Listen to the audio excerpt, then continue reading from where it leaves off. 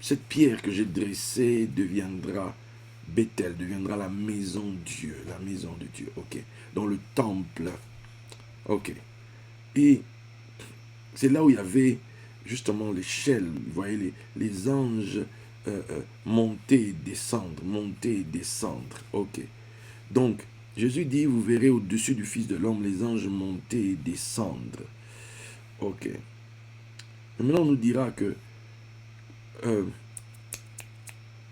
détruisez ce temple, en 3 jours je le rebâtirai. Il parlait de son corps. Et Paul va nous dire que, savez-vous pas que vous êtes le temple de Dieu? Donc, il y a des hommes qui sont des temples. Il y a des hommes temples. Il y a des hommes... Or, les temples dont on parle, si on remonte jusqu'à Jacob, on a à l'époque, c'est les Sumères. Les temples sont des ziggourats. Ce sont des maisons, en fait, qui montent comme des Babel, qui montent vers le ciel. C'est-à-dire, c'est dans des maisons à degrés, il y a des degrés, il y a des étages. D'où on te parle des cantiques des degrés, il y a 15 marches, tu dois monter, voilà. Ok? Maintenant, chaque marche, c'est une apparition. Je répète, chaque marche, c'est une apparition. Les 15 là, ça nous fait penser à la lune montante. C'est quand tu montes, hein, maintenant descendante, voilà. Ok? C'est quand tu descends. Bon, la lune montante, la lumière va croissant. La lumière de la lune va croissant. Mais cette lumière de la lune, ce n'est pas sa lumière. C'est la lumière du soleil. C'est l'exposition de la lune au soleil qui fait que elle nous renvoie cette lumière-là. Voilà. Tu comprends? Jusqu'à la pleine lune, où tout en elle est pleine de cette lumière-là. Chacun d'entre nous donc, marche avec Dieu. Tu viens dans un endroit, la maison de Dieu, plus la connaissance augmente dans ta vie, plus cette lumière vient dans ta vie, ça illumine ton intelligence, ça commence à te donner une compréhension des choses. Ok. Maintenant, celui qui te parle, il te parle sur base de quoi? Je te parle des hommes temples, des hommes tentes, des hommes maison de Dieu, etc. Eux là, parce que lui-même a des visitations. Tu vois? Lui-même a des visitations et en fonction de ce qui lui est donné, il transmet. Il transmet. Donc, en transmettant cette connaissance, il est en train de transmettre l'essence même de la vision, l'essence même de celui qui est apparu. Ça signifie qu'il diffuse à ceux qui écoutent la lumière, disons ça comme ça, de celui qui est apparu. Ok? Donc vous pouvez être à une époque de votre vie où vous êtes, permettez que je le dise comme ça, sous l'influence de elle. Et puis soudainement, vous êtes dans une époque de votre vie où c'est l'influence du Dieu d'Isaac. Et puis vous avancez, bim, c'est l'influence du Dieu de Jacob. Etc., etc. Pourquoi? La connaissance allant augmentant, et toi, persévérant ainsi avec Dieu, puisque ça va croissant jusqu'au milieu du jour. Donc ça marche en fait. Tu n'es pas couché, mais tu es en mouvement. Quand tu es en mouvement, c'est comme tu es dans un train, dans une voiture. Quand tu es en mouvement, les choses que tu vois changent. Les choses que tu vois changent. Ce n'est pas les choses elles-mêmes. Les choses sont à l'endroit où elles doivent être. C'est toi qui es en mouvement. Parce que tu es en mouvement, donc tu vois. D'où quand Jésus, Moïse et Élie resplendissent ensemble, que dit Pierre? Faisons des tentes ici, restons ici, papa. C'est pas comme ça que ça se passe. Tu n'es pas censé rester ici. Ça, c'est une apparition que tu as dans ta vie à un moment donné.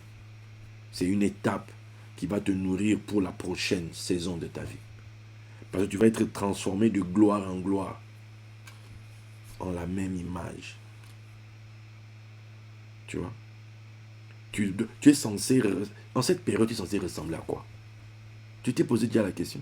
En cette période-ci, la façon on est assis là comme ça, en train de se regarder, en train d'attendre ce que nous attendons dans ce ministère. Mais concrètement, toi, tu es censé ressembler à quoi? Est-ce que tu sais? Quelle est l'image que tu dois projeter? Vas-tu projeter l'image, la marque de la bête ou Christ, l'image de Dieu? Quand Dieu te promet des millions, te promet l'abondance, la fortune, tu te vois comment dedans?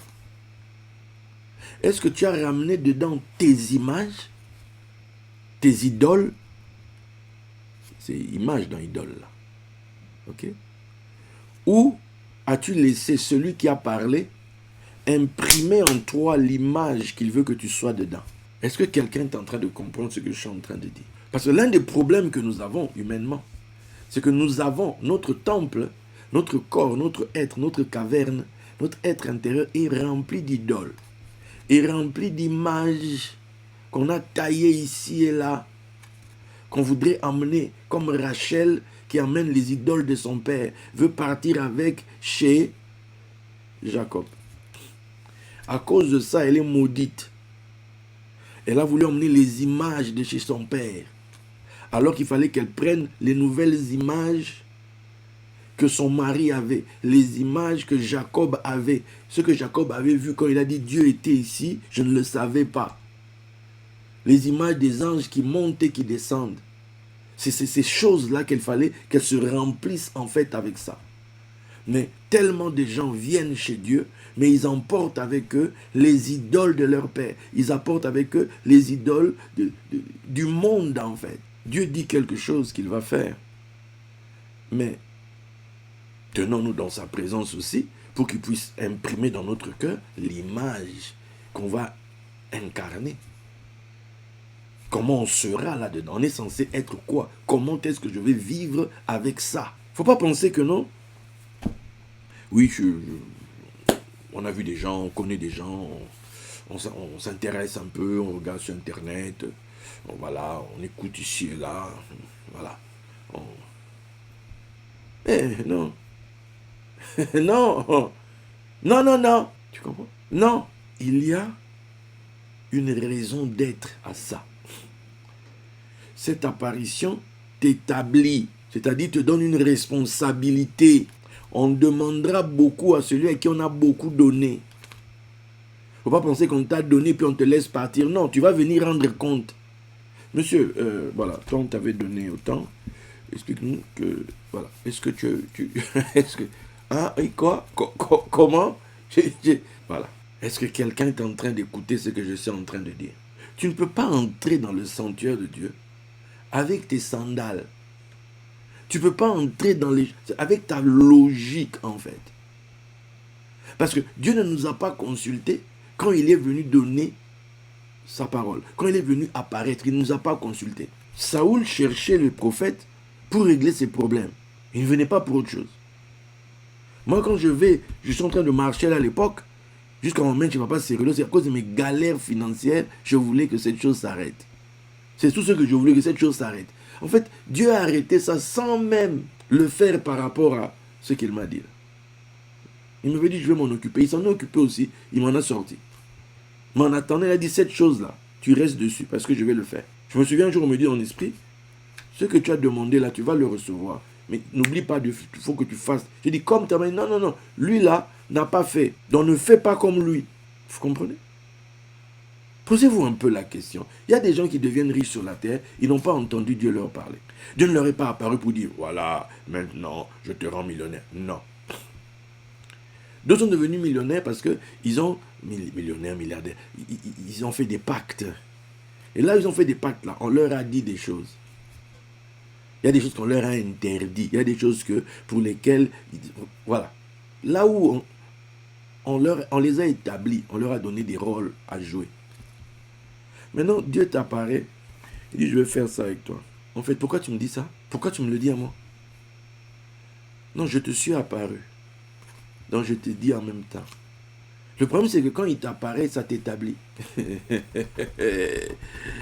Est-ce que tu comprends? Quand il t'apparaît, en fait, tu deviens son témoin. Il t'établit comme son ministre.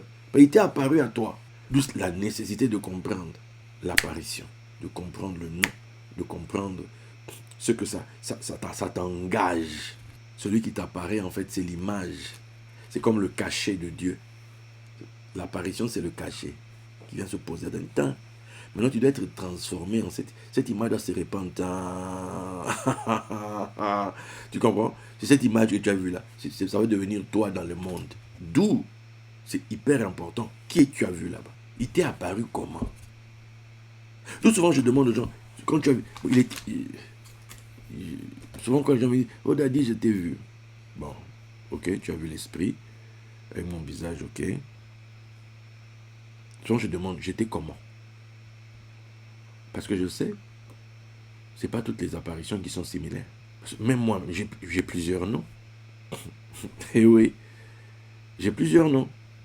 Et chacun des noms gère ses propres mondes, gère ses propres dimensions, gère ses propres réalités. Donc, quand un de ces noms t'apparaît, en fait, ça vient t'établir pour que toi, tu deviennes son image dans le monde, tu deviennes lui dans le monde, tu deviennes ce nom-là. Nom, fonction, nom, attribut, qualité, que tu en deviennes le représentant, que tu deviennes ce que tu as vu là. C'est pour ça qu'on t'apparaît. L'apparition divine dans ta vie, qui vient à toi, c'est pas juste pour que tu restes à te tourner le pouce et à vivre ta vie, et comme tu as toujours pensé le vivre, non. L'apparition t'engage. Je répète, l'apparition t'engage. Par rapport à Dieu, c'est ça. La plus belle chose que Dieu puisse donner à un homme, c'est une apparition. Puisque Dieu est invisible, par essence. Dieu se cache, mais il se révèle. Il fait lever sa lumière sur nous. Il nous apparaît. Quand il nous apparaît, il nous donne une lumière sur lui. C'est cette lumière-là qui est son image qu'il imprime en nous. Que notre cerveau peut capter, que notre cerveau peut prendre, que tu peux commencer à exploiter. Tu peux devenir cet homme-là, devenir ce que tu as vu là. Tu deviens le relais. Pour prendre une expression aujourd'hui un peu qu'on utilise dans les guerres, tout ça, le proxy de ce nom dans le monde, tu vois. C'est toi qui es parmi les hommes. Celui qui porte ce nom n'est pas parmi les hommes, mais il t'apparaît à toi. Il fait de toi son proxy dans le monde. Tu deviens sa présence dans le monde. C'est par toi que sa présence se manifeste. Donc quand même tu vas faire un temps, bâtir je ne sais pas quoi, c'est ce nom que tu mettras toujours en avant. Parce que tout ce qui se passe au travers de toi, tu es témoin de ce que tu as vu. C'est pour donner des preuves, c'est pour rendre tangible dans le monde visible ce que tu as vu. C'est par toi que ça passe. C'est toi le canal. C'est toi, je répète, c'est toi. Le problème maintenant que nous avons, c'est que les gens ne sont pas attentifs aux visions. Les gens ne réfléchissent pas à la vision. Pierre, après qu'il eut fini de prier, c'était vers les midi, je pense qu'il a somnolé, et pendant qu'il somnole, bim, il a une vision. Maintenant, on dit pendant qu'il réfléchissait à la vision. Oui, cerveau revient, pendant qu'il réfléchissait à la vision. Tu réfléchis sur base de quoi? Comment tu décodes? Il y a des versets, bon, telle chose signifie ça. Voilà, tu veux interpréter. On dit c'est pendant qu'il fait ce travail-là que l'esprit lui dit, descends. Il y a des gens qui te cherchent, c'est moi qui les envoie. Et c'est après qu'il va comprendre, ah, c'était donc ça.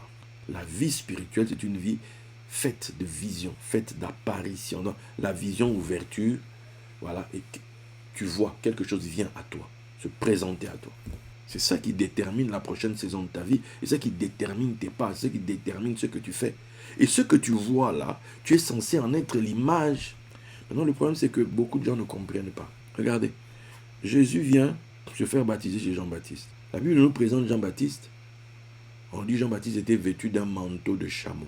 Il mangeait des sauterelles et du miel. On peut rigoler de ça. Hein. Mais quelqu'un débarque au baptême de Jean. Comme je dis l'autre jour, l'esprit d'Élie, qui est l'esprit qui travaille dans le ministère de Jean, descend sur lui. Ce gars plus tard dira, vous êtes allé voir au désert? Plus qu'un prophète, c'est le Élie qui devait venir. Donc lui, il savait que Jean, c'est Élie. Mais lui, il va maintenant voir, c'est quoi? Pourquoi il va voir Élie? Élie a quelque chose. Élie, dans la Bible, Élie, ce que Élie donne au monde, c'est son manteau. Élie donne son manteau. Et le manteau d'Élie a rendu quelqu'un comme Élisée capable de faire des miracles, tu vois. Même là où Élie lui-même n'avait pas fait de miracle. Élie est passé à Jéricho. Jéricho avait un problème. Élie ne l'a pas réglé. Mais Élie avait son manteau sur lui, mais il n'a pas réglé ce problème-là. Est-ce que les gens sont venus le voir pour lui demander? La Bible ne dit pas ça. Mais Élisée, quand les gens l'ont vu ouvrir la mer, ils sont venus lui présenter le problème de la vie. Le manteau d'Élie a été actif là. Dans les mains d'Élisée, ça fonctionnait là. Jean lui-même avait le manteau d'Élie. Il l'avait. C'est pour ça qu'on nous dit, on nous donne son accoutrement.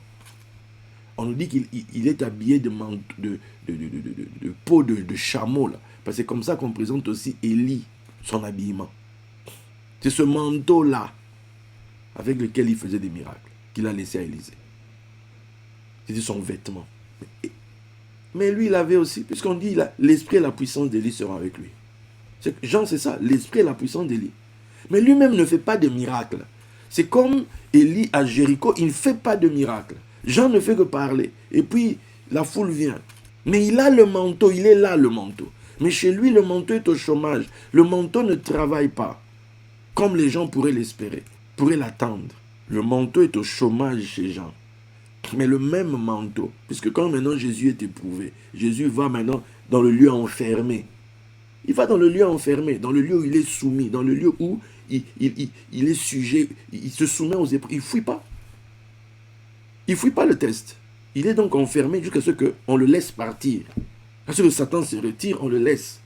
Mais quand on le laisse, qu'est-ce qui se passe? Il revient revêtu. Donc en fait, chez lui, le manteau a été activé.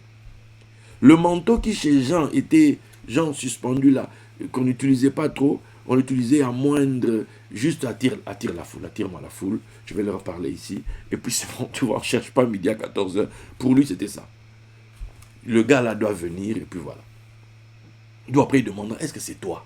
Parce que lui on avait dit, quelqu'un viendra, tu verras l'esprit venir sur lui, c'est lui. Donc plus tard il demande, c'est vraiment toi?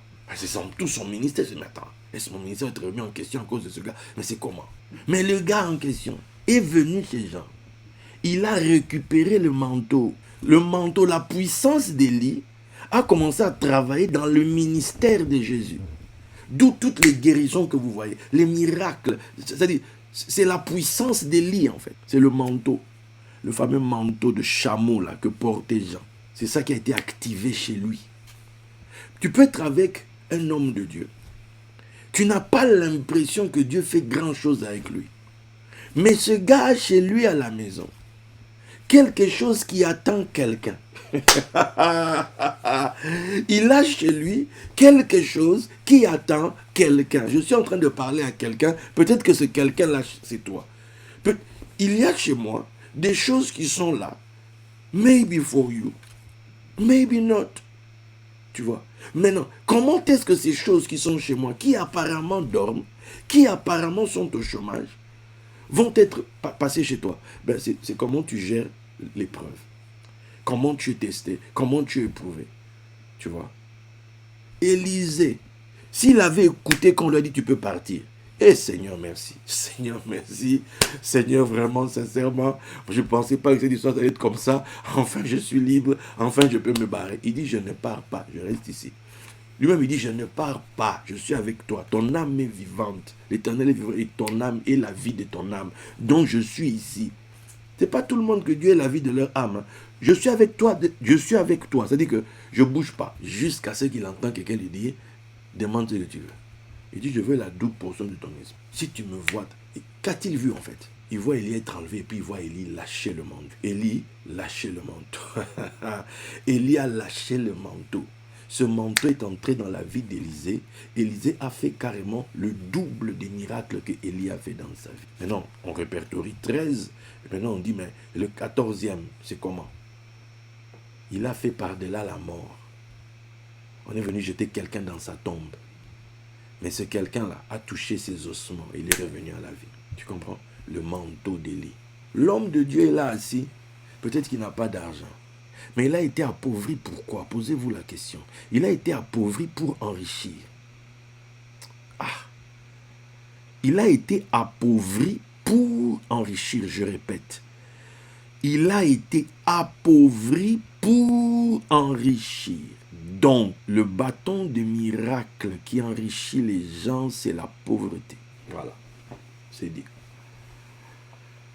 C'est la pauvreté de l'homme de Dieu qui est le bâton du miracle de la richesse dans la vie de quelqu'un. C'est ça en fait.